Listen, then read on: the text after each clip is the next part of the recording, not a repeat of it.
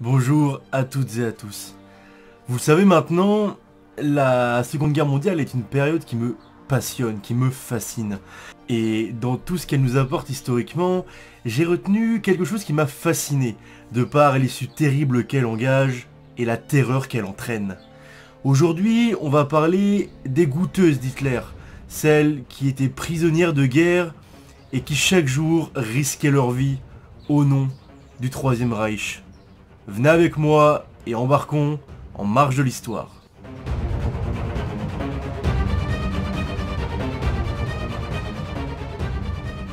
Prisonnière, elle devait goûter des plats conçus pour un autre. La peur d'être empoisonnée, le soulagement de respirer encore, la violence de ces tortionnaires ont fait son quotidien pendant presque 3 ans. L'histoire que je vais vous raconter est celle de Margot Wolk, la goûteuse d'Hitler. Son enfer commence à l'âge de 25 ans. Son mari est enrôlé au front et Margot vit seule à Berlin pendant que de nombreux bombardements pleurent sur la ville. En 1942, son immeuble est détruit, obligeant la jeune femme à fuir chez sa belle-mère à Großpratz, en Prusse. Elle vit alors tout près de la tanière du Loup, le quartier général d'Hitler. Cette proximité lui vaut d'être arrêtée par les soldats du dictateur et contrainte à devenir l'une des 15 goûteuses officielles. Selon les rumeurs de l'époque, les Anglais cherchaient à empoisonner l'homme qui terrorisait le monde. Les ordres sont plutôt clairs. Les jeunes femmes, sous la menace de garde armée, notamment la garde rapprochée d'Hitler, doivent ingérer tout ce qui pourra se retrouver dans l'assiette du Führer par la suite. Comme elle le disait elle-même, chaque bouchée pouvait être la dernière. Par la suite, Margot, lors d'une interview, a déclaré « Je me sentais comme un lapin de laboratoire. Mais s'il y a bien une chose que j'ai apprise avec l'Allemagne nazie, c'est qu'on ne négocie pas avec les SS. » La prisonnière apprend ainsi que l'homme qui fait trembler le monde suit un régime strictement végétarien.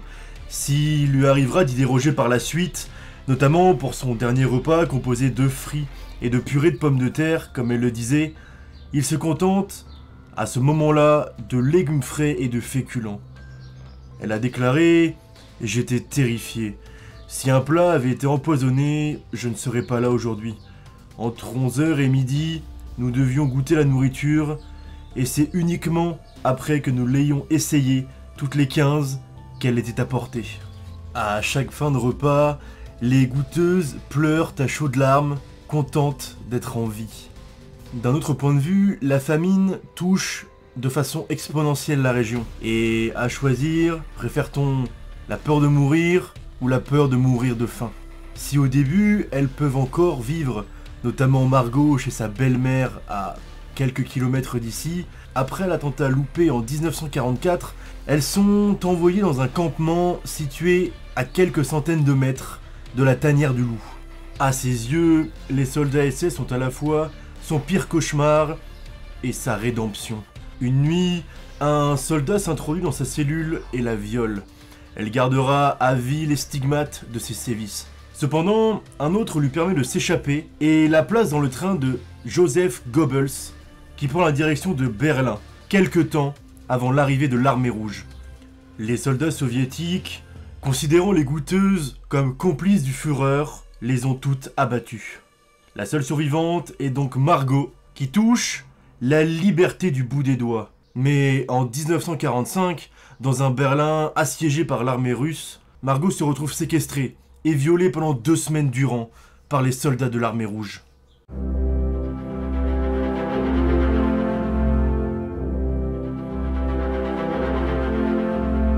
Les viols à répétition qu'elle a subis pendant 14 jours par les soldats de l'armée rouge la marqueront à jamais.